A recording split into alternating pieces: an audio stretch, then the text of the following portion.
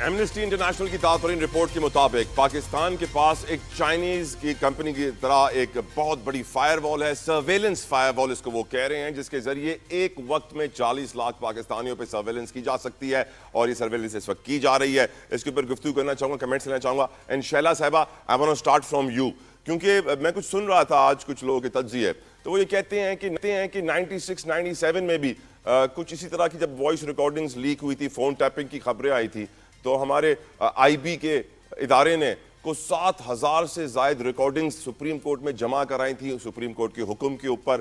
تو یہ آج جب بات آتی ہے کہ ایمنسٹی کہتا ہے کہ پاکستانیوں کی سرویلنس ہو رہی ہے، اور جب میں یہ فیکٹ دیکھتا ہوں تو مجھے معلوم پڑتا ہے تو بہت پہلے سے ہو رہی ہے۔ Your views on it Sheila صاحبہ؟ دیکھیے، اس میں تو کوئی رائے نہیں ہے کہ یہ باتیں ہمارے پاس وقتاً فوقتاً آتی رہتی ہیں، اور پھر ان کو استعمال کیے جانے کی بھی بات ہوئی، تو مجھے نہیں معلوم کہ یہ سرویلنس کر کے کیا کر رہے ہیں ادارے جن کے اوپر یہ بات کی جا رہی ہے، کیونکہ جہاں پر ہمیں ضرورت ہے وہاں پہ تو یہ ہمارے لیے کارآمد ہے، لیکن جو ہمارے ہاں بات ہوتی ہے وہ ہمارے خزانے کے اوپر آ جاتی ہے، اور وہیں سے تو ہمیں یہ دیکھنا پڑے گا کہ ہمیں کیسے اپنی لائف کو سیکیور کرنا ہے، اس پہ بات کرنی چاہیے، لیکن یہ بات اسمبلی میں ہی اٹھائی جا سکتی ہے کہ آیا یہ جو باتیں ہو رہی ہیں اس میں کس حد تک اس وقت سچائی ہے اور نہیں۔ دوسرے، اگر آپ کی اجازت ہو تو میں ایک بات کہنا چاہتی ہوں۔ دیکھیے، جو ہمارے ملک کا انفراسٹرکچر ہے نا، ہمارے پرانے کلائمیٹ کے حساب سے، اور خانوال سے کراچی تک، اس کو جو ہے وہ میری ٹائم ٹراپیکل ڈیزرٹ کہا جاتا ہے۔ یہاں پہ بہت زیادہ بارش جو ہوتی تھی سال بھر میں وہ 10 ملی میٹر ہوتی تھی۔ اس کو دیکھ کے انفراسٹرکچر بنا تھا، جس میں جو یہاں کے سیوریج کے نالے وغیرہ ہیں ان کی 40 mm جو ہے وہ کیپیسٹی تھی، یعنی 30% زیادہ تھی۔ اب جب آپ کے ہاں اتنا سب کچھ ہو چکا ہے اور اتنی آبادی بڑھ چکی ہے، تو یہ بہت ضرورت ہے کہ ہم اپنے بجٹ کو کس طرح سے ہم یوٹیلائز کریں، اور بات وہی ہے کہ جو نالوں پہ لوگ بیٹھ گئے ہیں، جن پہ بیٹھ گئے ہیں، ان کو ہٹایا جائے۔ تو یہ ایک بہت بڑا مارکا ہے۔ ایک جب آپ ساؤتھ کی طرف جاتے ہیں سارے نالے کھلے ہوتے ہیں تو 3 گھنٹے میں اور 4 گھنٹے میں پانی نکل جاتا ہے نا، لیکن جب وہ ساؤتھ کی طرف جاتا ہے، کینٹونمنٹ ایریا کی طرف جاتا ہے، تو وہاں سے وہ بیک کرتا ہے، کیونکہ وہاں پہ جو ہے پوری کنسٹرکشن اس طرح سے ہو گئی ہے کہ وہاں پہ نالے جو ہیں وہ بیک ہو جاتے ہیں اور بڑی مسئلہ ہوتا ہے۔ تو ہمیں یہ دیکھنا ہے کہ جو 40% حصہ جو ہے کے ایم سی کے پاس ہے اور 60% حصہ جو ہے وہ کینٹونمنٹ کے پاس ہے، تو یہ چارائے فیصل جو دریائے فیصل بن جاتی ہے، کینٹونمنٹ کو بھی سامنے آنا چاہیے، اپنی ذمہ داریاں سنبھالنی چاہیے۔ اور اس وقت کراچی میں جو 40% کے ایم سی کے پاس ہے، اس میں کچھ حصہ پی ٹی آئی کے پاس ہے، کچھ ٹاؤن میڈم، جس طرح آپ کینٹونمنٹس کے اوپر بات کر رہی ہیں، سی ایم صاحب کیوں خاموش رہتے ہیں؟ دیکھیں، پچھلی دفعہ بہت بات ہوئی ہے، سی ایم صاحب اپنا کام کر رہے ہیں۔ بالکل ٹھیک، بالکل ٹھیک۔ علامی میں سراج الحق صاحب کی طرف بڑھوں۔ سراج صاحب انتظار کر رہے ہیں۔ سراج صاحب، یہی سوال آپ کی طرف سر، ایمنسٹی انٹرنیشنل کی اس خبر کے اوپر آپ کی کیا رائے ہے؟ کیا یہ سرویلنس درست ہے، ہونی چاہیے، نہیں ہونی چاہیے؟ سراج الحق صاحب۔ دیکھیں میرے بھائی، رپورٹس تو بہت سارے آتی ہیں، اور پہلا کوشچن تو یہ ہے کہ یہ رپورٹس کسی خاص مقصد کے لیے ہیں یا ارینجمنٹ کے ساتھ ہے، مینجمنٹ کے ساتھ ہے، یا واقعی رپورٹ ہے؟ صحیح بات یہ ہے ہمارے ساتھ اس کا بھی کوئی اتھینٹک ذریعہ تو نہیں ہے۔ دوسری بات یہ ہے کہ اس میں کیا شک ہے کہ جو پرابلم ہے وہ تو ایک ریئلٹی کے طور پر اس وقت بھی موجود۔ میں نے پہلے بھی عرض کیا نا کہ ہم مسائل میں الجھ جاتے ہیں کہ جو طویل المیعاد یا دیرپا ہمارے منصوبے یا مقاصد ہوتے ہیں تو اسے رہ جاتے ہیں۔ اس وقت بھی میں چاہتا ہوں، دیکھیے ہمارے ساتھ وسائل کی کمی نہیں ہے۔ آپ نے کہا کہ وزیر اعظم نے زرعی ٹیکس نافذ کرنے کا فیصلہ کیا ہے، ایمرجنسی تو زراعت تو ڈوب گئی، اب ٹیکس کس پہ آپ لگا؟ ایمرجنسی زرعی ایمرجنسی کا مسئلہ ہے، زرعی ایمرجنسی۔ جی میں یہی عرض کرنا چاہتا ہوں۔ دوسری بات یہی ہے کہ کلائمیٹس کے حوالے سے تو خود حکومت نے کہا ہے کہ بین الاقوامی اداروں نے ہمارے 1.9 بلین ڈالر منظور کیے ہیں۔ مجھے پتہ نہیں ہے کہ منظوری کے بعد وہ پیسے ملے ہیں یا نہیں ملے ہیں۔ تیسری بات یہ ہے کہ اس وقت جو یہ ماحولیاتی چینج ہے، کلائمیٹس کا پرابلم ہے، یہ تو ایٹم بم سے بھی زیادہ خطرناک چیز ہے اس وقت دنیا کو درپیش.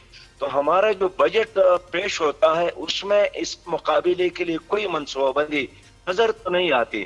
ایک سنجیدہ چیز وہی ہے جس کے لیے حکومت پیسے، اگر پیسہ نہیں رکھتے اس کا مطلب یہ ہے کہ وہ صرف زبانی کلامی ایک چیز تو موجود ہے لیکن حکومت اس میں سنجیدہ نہیں ہے. تو اس وقت جتنے بھی حکومتیں، آج کی حکومت یا ماضی حکومتیں ہیں، تمام ان مسائل کے ذمہ دار ہے. اور مجھے افسوس ہے کہ آج بھی اگر ہم بارشوں کے حوالے سے بھی گزشتہ 100 سالوں کا ریکارڈ ہم لے لیں تو ہم آسام کے ساتھ آئندہ 100 سالوں کے لیے بنا سکتے ہیں. آپس میں 10 پر گریبان ہے.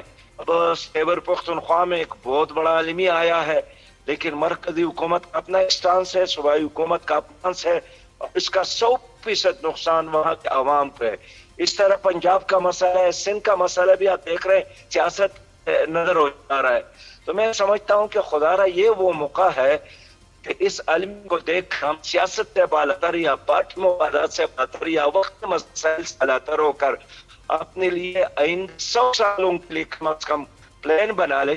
جو بھی حکومت آئے گی اسی خاکے میں رنگ بھرنے کی کوشش کرے گی، ہماری اسٹریٹجی محفوظ ہو سکتی ہے. بہت اچھی بات کی آپ نے سراج الحق صاحب. I completely agree with you کہ یہ 100 سالہ پلان بہت ضروری ہے. عائشہ بانو صاحبہ، آپ کیسے دیکھتی ہیں ایمنسٹی کی اس رپورٹ کو؟ دیکھیں سمپل سی بات ہے کہ اگر یہ سرویلنس ہو رہی ہے جس طریقے سے خیبر پختونخوا اور پھر بلوچستان میں اگر دہشت گردی پھیلی ہے، اگر یہ اس کے تناظر میں اور اس پہ ہو رہی ہے تو پھر تو بڑی اچھی بات ہے.